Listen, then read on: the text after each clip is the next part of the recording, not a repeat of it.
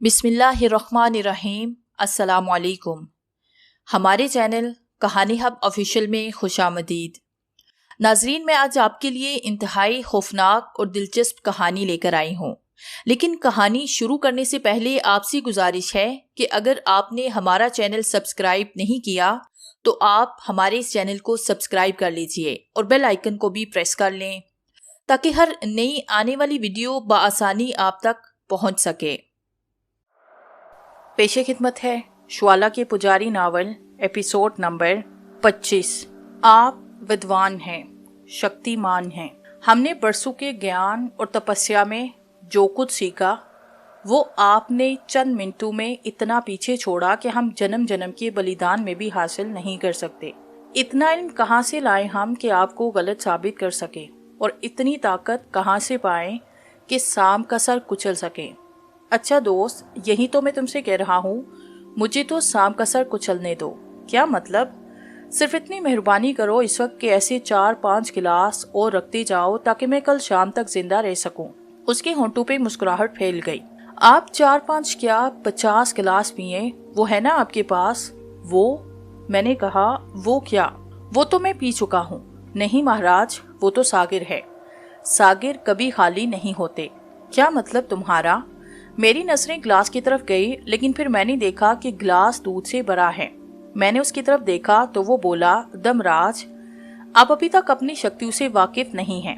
आपने वो अल्फाज भुला दिए हैं जो माशरा ने आपसे कहे थे। याद कीजिए उसके अल्फाज। अगर आप उसके रास्ते पे चल पड़े हैं तो फिर भला ये दीवारें आपका रास्ता क्या रोकेंगी? ये हथियार आपको क्या नुकसान पहुंचाएंगे? महाराज, आप बड़े शक्तिमान हैं। आपने अपनी शक्तियों पे गौर नहीं किया। अब अपनी आंखें बंद करके हर उस जगह जा सकते हैं जहां जहां का आप तस्वीर करें। आपने दूसरों को खुद बड़ा बनाया, वो आपसे बड़े तो नहीं हैं। मेरे बदन में एकदम सर्द लहरें दौड़ गई। एक लम्हे के लिए मैंने गौर किया तो मुझे एहसास हुआ कि नहीं, ये कुव्वतें मुझमें नहीं थी। ये कुव्वतें शायद मुझे फौरी तौर पर दी गई हैं, और वो भी इसलिए कि क्लाडिया ने मुझे मेरे मजहब की जानिब रागिब किया है। मैं एक लम्हे के लिए सोच में डूबा। मेरी नजरें ग्लास की जानिब उठी। मैं आगे बढ़ा। मैंने ग्लास दोबारा उठाया और उसे पीने लगा।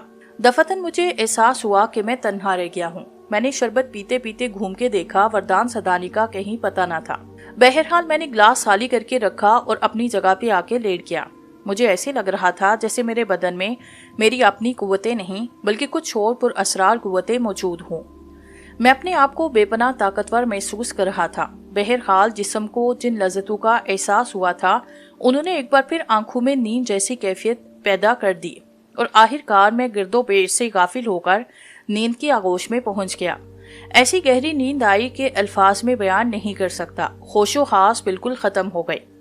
सुबह उस वक्त मेरी आंख खुली जब किसी ने जोर से सोफे पे टांग मारी। मैंने आंखें खोल के देखा।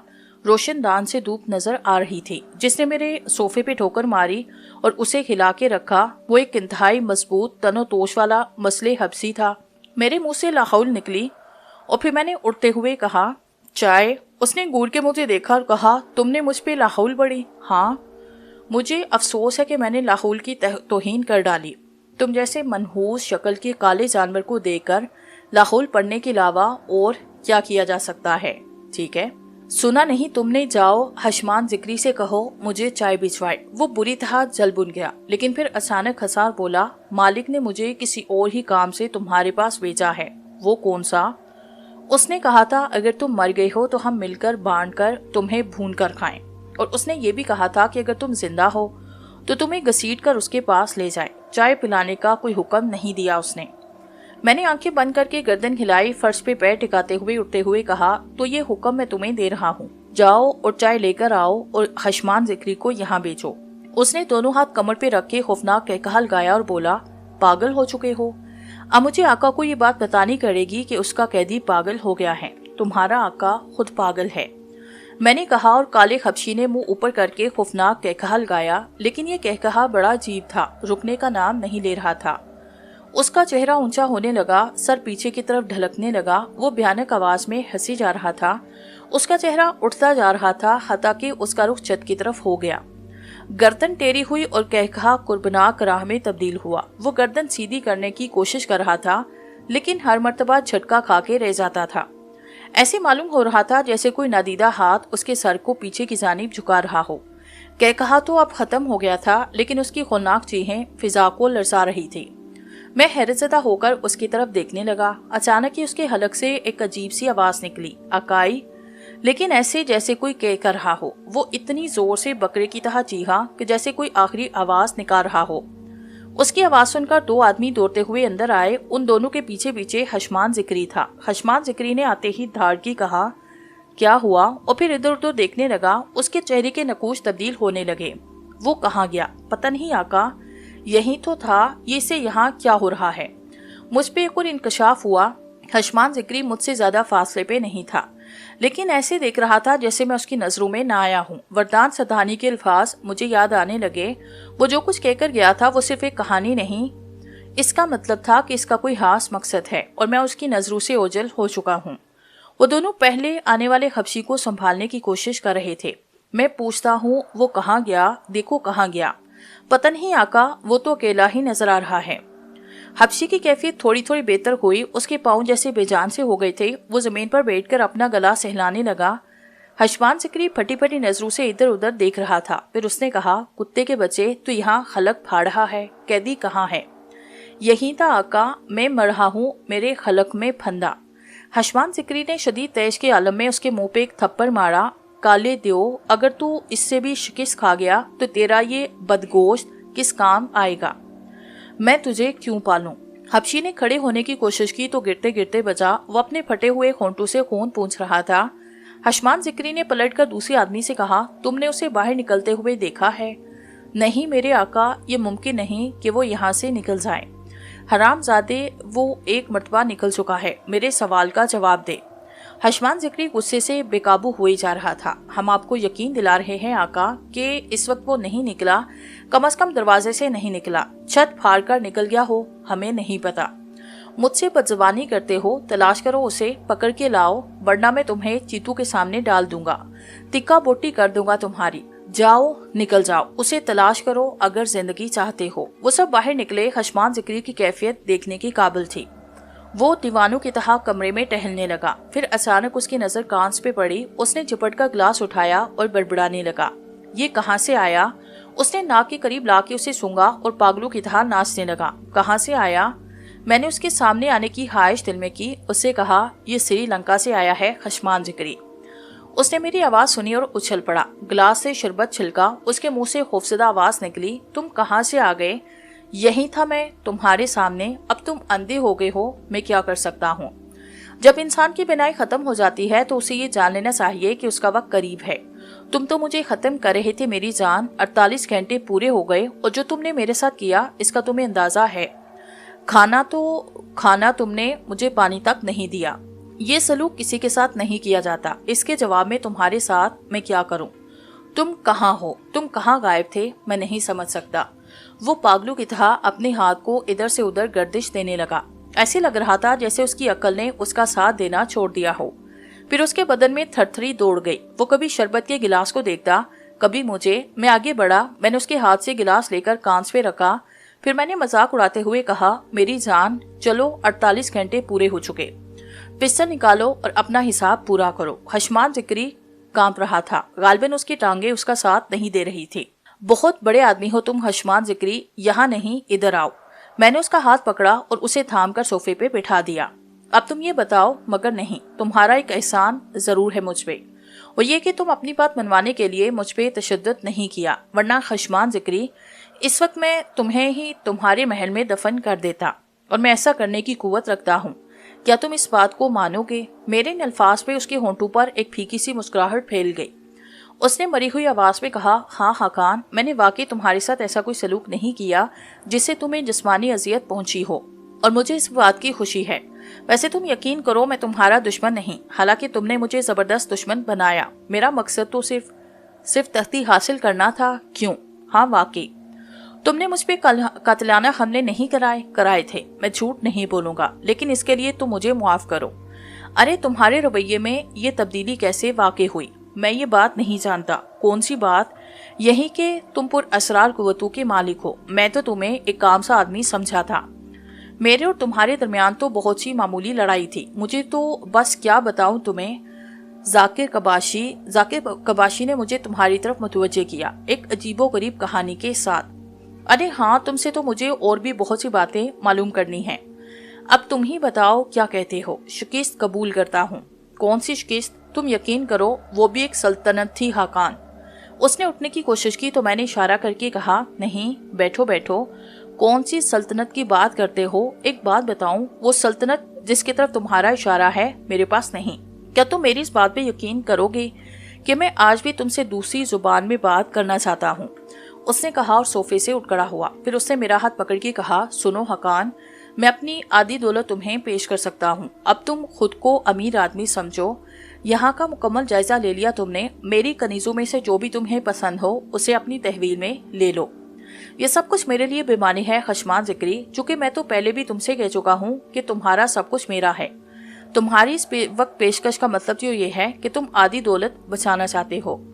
رہی تمہاری کنیزیں، وہ مجھ جیسے خانہ برداشت شخص کے لیے نہیں، محلوں والوں کے لیے ہوتی ہیں، اس لیے تمہاری پیشکش تو ایک مذاق ہے۔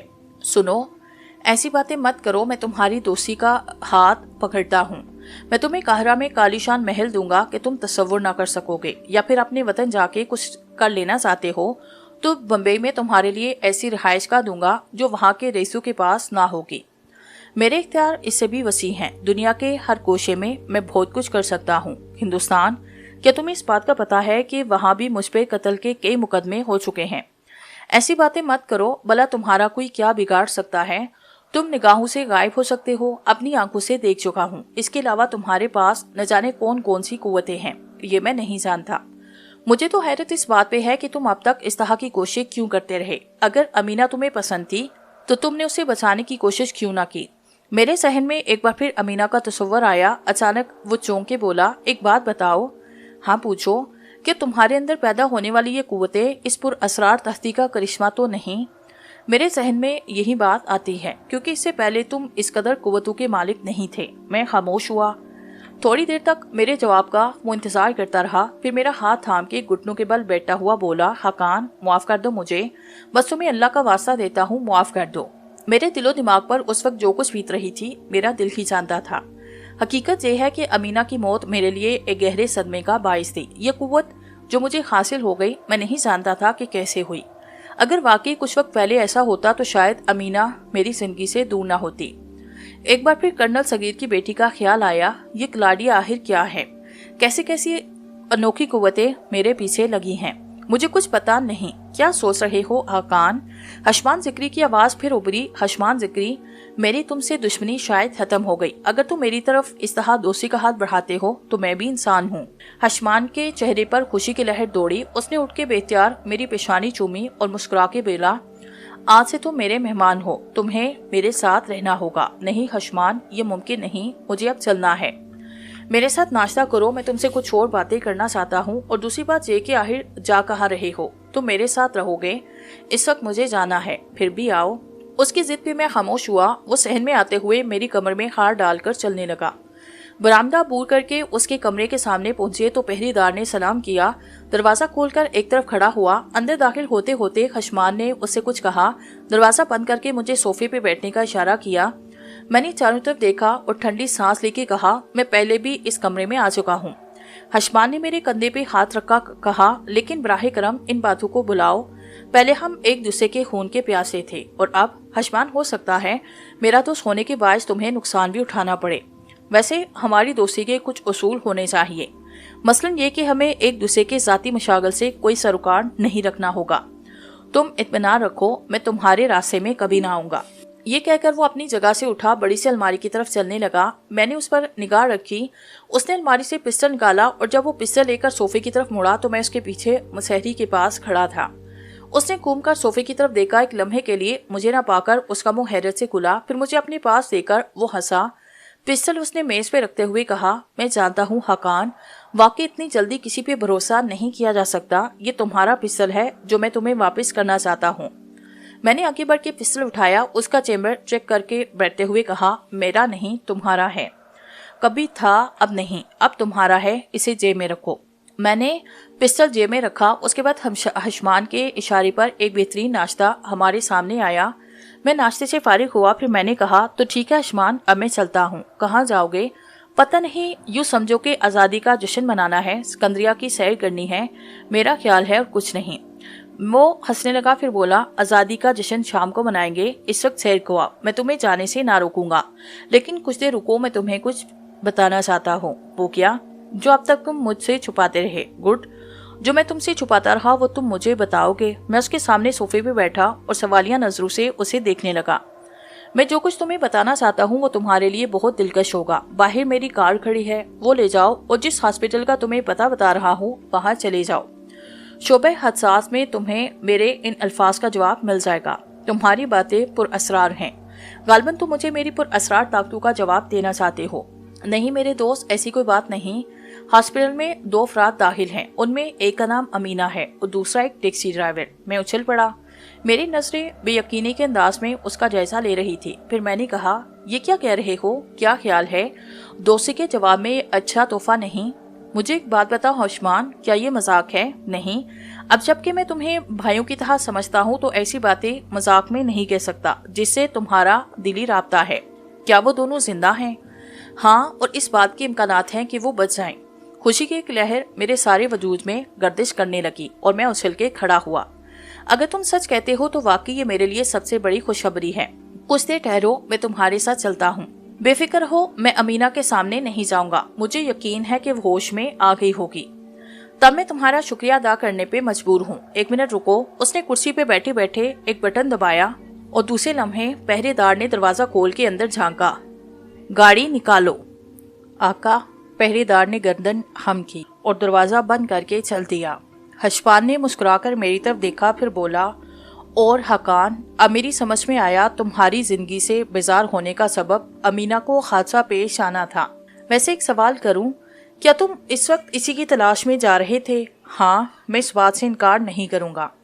میرے دل میں یہ خیال تھا کہ میں جائے حادثہ پہ جا کے کم از کم یہ تو دیکھوں کہ ان لوگوں کا حشر کیا ہوا۔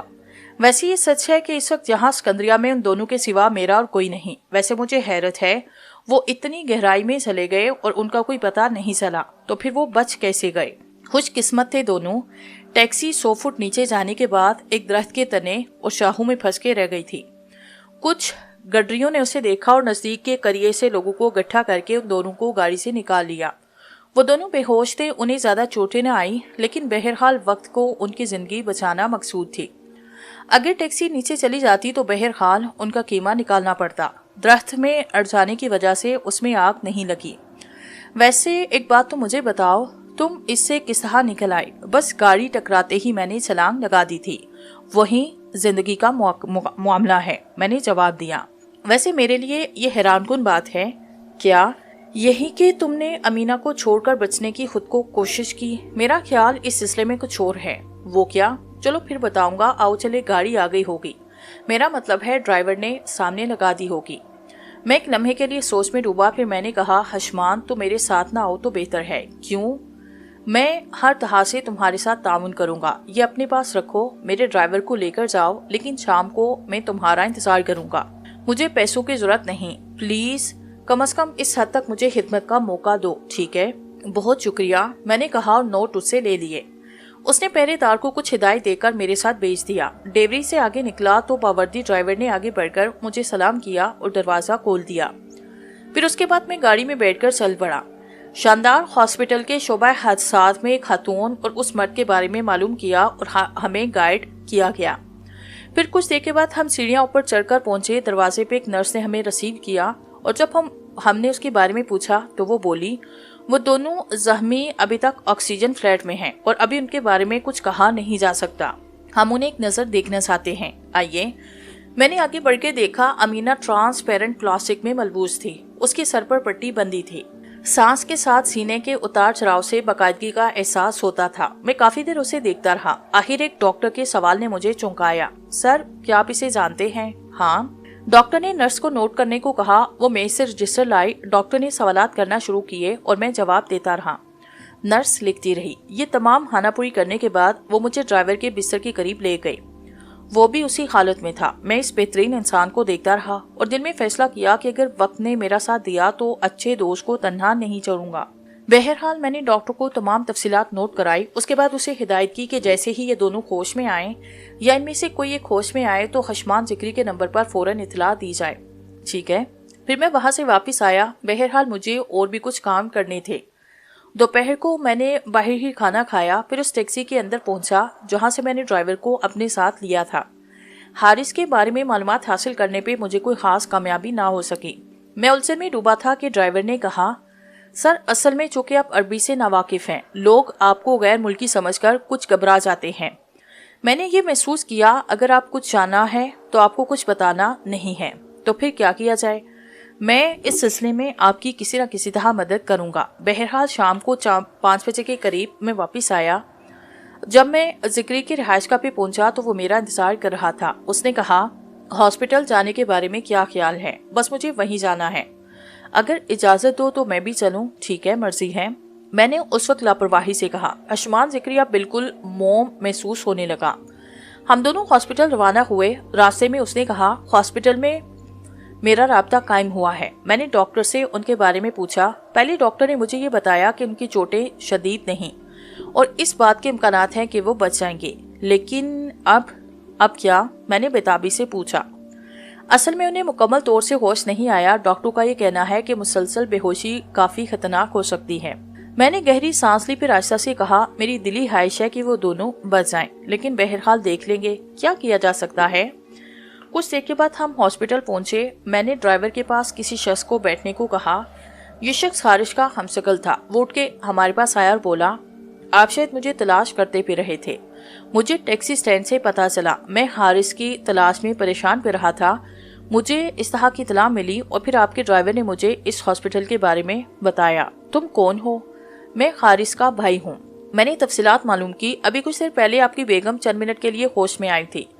ڈاکٹر نے ان سے کہا کہ مسٹر برک آپ کو دیکھنے آئے تھے اور ہم انہیں پھر بلا رہے ہیں۔ پھر میں نے بےتابی سے پوچھا۔ وہ تھوڑی دیر ہوش میں آئی، مسکرائی، پھر کہا بھی تھا انہوں نے، لیکن سنا نہ جا سکا۔ اس کے بعد پھر وہ بے ہوش ہو گئی۔ اور حارث، کیا وہ بالکل ہوش میں نہیں آیا؟ وہ ہوش میں نہیں آیا، اس کے بھائی نے غمزدہ لہجے میں کہا۔ اب تم یہاں آ گئے ہو تو یہیں رکنا اور اس کی نگرانی کرنا۔ اخراجات کی بالکل پرواہ نہ کرو، یہ کچھ نوٹ رکھ لو۔ حارث میرا دوست ہے، میں اس کے لیے جو کچھ کر سکتا ہوں ضرور کروں گا۔ تم یہاں رکو، میں اس کے سامنے نہیں جاؤں گا، ہو سکتا ہے وہ ہوش میں آ جائے، حشمان ذکری نے کہا۔ میں نے اس کا شکریہ ادا کیا اور واپس چلا گیا۔ ڈاکٹر امینہ کی نگرانی کر رہے تھے۔ انہیں اس بات کا پتا تھا کہ اس لڑکی کا تعلق کسی طرح حشمان ذکری سے ہے۔ بہت دیر تک میں امینہ کا جائزہ لیتا رہا۔ اس کے چہرے پر زندگی تھی، لیکن لگ رہا تھا کہ وہ ابھی ہوش میں نہیں آئے گی، اور پھر ہم واپس لوٹ آئے۔ نہ جانے کیوں میرے دل پر اداسی کی تہ چڑھی ہوئی تھی۔ امید و بیم کی یہ کیفیت کس قدر روح فرسا ہوتی ہے، یہ کوئی میرے دل سے پوچھے۔ بہرحال حشمان ذکری کے انداز سے ایسے لگ رہا تھا جیسے اب وہ میرا غلام بن چکا ہو۔ پتہ نہیں کم وقت واقعی مخلص ہو چکا تھا یا پھر اس کی یہ کوئی چال تھی، کیونکہ بہرحال وہ پر اسرار تحتی سے دستیاب نہ ہو سکی جس نے واقعی ایک عجیب و غریب جال پھیلا دیا تھا۔ کھانے وغیرہ سے فراغت حاصل ہوئی، پھر اسی رات 12:30 بجے ہاسپٹل سے اطلاع ملی کہ امینہ کا انتقال ہو گیا ہے۔ میرے دل کو ایک دھکا لگا۔ بلا وجہ یہ اتنا وقت اس انداز میں گزرا، یہ کم پہلے ہی ہو جاتا تو اچھا تھا، اس وقت جب ان دونوں کی گاڑی گہرائیوں میں گری تھی۔ حشمان ذکری کچھ لوگوں کے ساتھ مجھے لے کر ہاسپٹل پہنچا۔ لاش حاصل کر کے اس کی تجہیز و تکفین کا انتظام کیا۔ دوسرے دن 11 بجے اسے سپرد حق کیا۔ پھر اسی شام حارث کے گھر پہنچا۔ اس کے اہل خیال کو خاصی رقم دی تاکہ اس کا علاج بھی ہو سکے اور اس کی دیکھ بھال بھی ہو سکے۔ حشمان ذکری کے ہاتھ 4-5 دن گزارے۔ حشمان ذکری نے اس دوران میری کافی خدمت مدارت کی۔ حالانکہ امینہ اس کی محبوبہ تھی، اس کی ملکیت تھی، لیکن اب وہ ایسے مجھ سے تعزیت کرتا تھا جیسے امینہ میری منکوحہ ہو۔ میرے ذہن میں 50 قسم کی وسوسے آ رہے تھے اور میں سوچ رہا تھا کہ مجھے کیا کرنا چاہیے۔ ایک حیران کن بات یہ تھی کہ جہاز پر میں نے دیکھا حشمان ذکری بڑی چابک دوسری سے ہیگ کا سارا سامان لاد رہا تھا۔ اس نے آپ کو اسکندریہ کا میر بتایا تھا۔ بہت بڑا رسک لیا تھا اس نے، لیکن اس کے بعد ہم دونوں کے درمیان ہیگ یا پھر ان لوگوں کے بارے میں کوئی بھی بات نہ ہوئی۔ میں نے بھی اس کے بارے میں کوئی سوال نہ کیا۔ ابھی تک تحقیق کا معاملہ زیر بحث تھا۔ حشمان نے شاید خود جان بوجھ کے حیض یا کباشی کے معاملات میں الجھنے کی کوشش نہ کی، اور اس وقت میرا دوست بنا ہوا تھا۔ جب میں نے اسے رخصت مانگی تو اس کا پارٹنر بداخشانی بھی موجود تھا۔ بداخشانی سے میری ملاقات حشمان کے ساتھ ہوئی تھی۔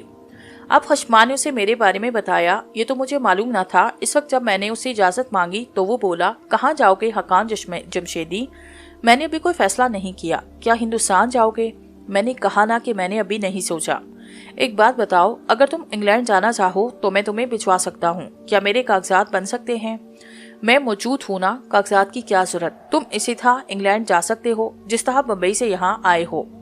میں نے ایک پھیکی مسکراہٹ کے ساتھ کہا، اس کا مطلب ہے کہ اب دنیا کا کوئی بھی ملک ایسا نہیں جہاں کی شہریت مجھے نہ مل سکے۔ اس سے کیا فرق پڑتا ہے؟ وہ ہنس کے بولا۔ واقعی ہم جیسے لوگوں کے لیے کم از کم یہ پاسپورٹ اور کاغذات بیکار چیزیں ہیں۔ یہ ہمارے پاس ہوں یا نہ ہوں اسے کوئی فرق نہیں پڑتا۔ بڑا فرق پڑتا ہے مائی ڈیئر۔ جرائم پیشہ لوگوں کو بھی کہیں نہ کہیں کے حقوق شہریت حاصل ہوتے ہیں۔ انسان خانہ بدوش ہو کر زندہ رہ سکتا ہے، بے وطن ہو کر نہیں۔ اپنے اپنے نظریات ہیں۔ بات اصل میں یہ ہے کہ اسی کا گھر ہے تمام دنیا جس کا دنیا میں کوئی گھر نہیں۔ کاغذ کا یہ باتیں خوبصورت لگتی ہیں۔ قیام تہذیب اور تشکیل معاشرے سے پہلے واقعی گھر کوئی مسئلہ نہیں تھا۔ اس وقت وطن کا تصور بھی نہیں تھا، لیکن اس وقت جغرافیائی حدود قائم ہو چکی ہیں۔ انسان طبقوں اور علاقوں میں تقسیم ہو چکا ہے۔ اب زندہ رہنے کے لیے عمر خیام یا غالب کا دیوان نہیں، جو مسائل سرٹیفکیٹ چاہیے ہوتا ہے۔ سرحدیں عبور کرنے کے لیے سکرات کے اقوالی زری نہیں، انٹرنیشنل پاسپورٹ درکار ہوتا ہے۔ لیکن ایک بڑی عجیب بات ہے، انسان کو جو ملتا ہے وہ اسے قبول نہیں کرتا۔ آخر ہر شخص خلاؤں میں دیکھنے کا عادی کیوں ہوتا ہے؟ مطلب سکندریہ تو بری جگہ نہیں، یہ پورا محل پڑا ہے اور یہی نہیں، ہر چیز تمہارے لیے موجود ہے، یہی رہو۔ میں ہنسا۔ میں نے کہا، تم کب تک میری زندگی کا ٹیکس ادا کرتے رہو گے اور کیوں؟ ویسے میں ایک بات بتاؤ مسٹر حقان جمشیدی، خشمان ذکری نے جو کچھ تمہارے بارے میں کہا، اگر وہ سچ ہے تو تم دنیا کی تمام حکومتوں سے خراج وصول کر سکتے ہو۔ تم خشمان ذکری جیسے ہزاروں آدمیوں کو نوکر رکھ سکتے ہو۔ مصر بے شک ایک پر اسرار زمین ہے اور اس پر اسرار زمین پر تم جیسے پر اسرار لوگ حکمرانی کر سکتے ہیں۔ بات اصل میں یہ ہے میرے دوست بدخشمانی کہ خشمان ذکری میری طرف سے بہت زیادہ غلط فہمیوں کا شکار ہو گیا ہے۔ اب ایسا مت کہو، تمہاری بے پناہ طاقت میرے علم میں ہے اور میں اس سے بری طرح مرعوب ہوں، ورنہ آج میں تمہیں اپنے بارے میں سچ بتاتا ہوں کہ زندگی میں کسی سے مرعوب ہونا میں نے سیکھا نہیں۔ چلو چھوڑو ان باتوں کو، اس موضوع پہ پھر کبھی بات کریں گے۔ بالکل، میں تم سے اتفاق کرتا ہوں۔ یوں کرو، فی الحال تم کچھ دن کے لیے باہر چلے جاؤ۔ وہ لوگ اس طرح کی باتیں کرتے رہے۔ بدخشانی نے کہا، تو میرے ساتھ چلو حقان، میں اگلے ہفتے 2-3 مہینے کے لیے اسکندریہ سے باہر جا رہا ہوں۔ ویسے تمہاری دعا سے تمہارا یہ دوست بالکل بے دست و پا نہیں۔ یہاں تم کہو گے وہیں میں تمہارے قیام و توام کا بندوبست کر دوں گا، ٹھیک ہے؟ میں تمہیں بتاؤں گا کہ مجھے کہاں جانا ہے، میں نے ذہنی تھکن محسوس کرتے ہوئے کہا، حالانکہ میرے ذہن میں کچھ نہ تھا کہ میں کہاں جاؤں گا۔ بہرحال یہاں سے کہیں نہ کہیں نکلنا تھا، یہاں رکے رہنے کا کوئی حاص جواز نہیں تھا۔ ادھر خشمان ذکری نے مخلص دوست کا کردار ادا کرنا شروع کیا۔ اس نے میرے لیے بہت سے سوٹ سلوائے، ریشمی قمیضیں، ٹائیاں، جوتے اور میری ضرورت کی چیزیں، بہت ہی خوبصورت قسم کا ایک بریف کیس اور ہولڈر اور اٹیچی کیس وغیرہ فراہم کیا اور مسلسل میرے لیے خریداری کرتا رہا۔ اس کی ان کوششوں سے مجھے سلطان چچا یاد آئے۔ ماضی کی تو ساری کہانی عجیب تھی، میرے لیے نہ جانے کیا کچھ کرنے والے بہت سے لوگ تھے، جبکہ میں یہ بات اچھے سے جانتا تھا کہ میری ساتھ کسی کے لیے بھی اس طرح فائدہ مند نہیں کہ وہ میرے لیے اتنا کچھ کریں۔ عجیب پر اسرار کہانی زندگی سے لپٹ گئی۔ حالانکہ اگر یہ سب کچھ نہ ہوتا تو میں بھی سیتا گری کا ایک معزز انسان اور معزز ذمہ دار ہوتا۔ اب یہ الگ بات ہے کہ ورثے میں چونکہ حسن پرستی ملی اس لیے حسن پرست بھی ہوتا، لیکن چونکہ فطری طور پر برے ذہن کا انسان نہ تھا اس لیے حسن پرستی بے ضرر ہوتی۔ کوئی نہ کوئی زندگی میں شامل ہو ہی جاتا۔ کبھی زندگی میں شامل ہونے والے کا تصور کرتا تو عجیب و غریب شکلیں ذہن میں ناچنے لگتی تھی۔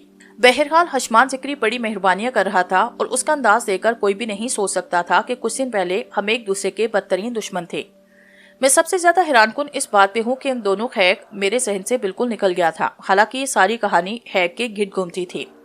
وردان صدانی تو خیر ایک الگ کردار تھا، سیوک سندورتی بھی میری زندگی سے بہت دور ہو چکا تھا۔ اس کے علاوہ اور دوسرے بھی بہت سے کردار، مثلاً معاشرہ جو ایک انتہائی پر اسرار کردار تھا، وہ بھی بہت سے کردار جن کا تعلق گاشر بھرم سے تھا۔ بہرحال روانگی کی تیاریاں ہوتی رہی۔ پھر ایک دن مجھے اطلاع ملی کہ ہم روانہ ہو رہے ہیں۔ میں نے اعتراض نہیں کیا۔ خشمان ذکری نے مجھے بہت سے نوٹ اور ٹریول چیک دیتے ہوئے انگلینڈ میں مقیم چند دوستوں کے ایڈریس دیے۔ ایک بار پھر اس نے مجھے پاسپورٹ فراہم نہ کرنے کی معذرت کی اور ساتھ ہی یہ بھی بتایا کہ انگلینڈ اور جرمنی میں ناجائز طریقے سے داخل ہونے والوں کے لیے سب سے زیادہ خطرناک جگہیں ہیں۔ بہرحال میں نے اس کے لیے شکریہ ادا کیا۔ اسی رات 11 بجے بدخشانی کی کار مجھے لینے آئی، پھر کسی نامعلوم ساحل پہ چھوڑ کر چلی گئی۔ یہاں بدخشانی میرا انتظار کر رہا تھا۔ کچھ فاصلے پر ایک بہت بڑی لانچ لنگر انداز میں تھی۔ ایک چھوٹی کشتی میں میرا سامان بار کرانے کے بعد وہ مجھے لے کر لانچ کی طرف چلا اور ایک بار پھر سمندر میرے ہمراہ تھا۔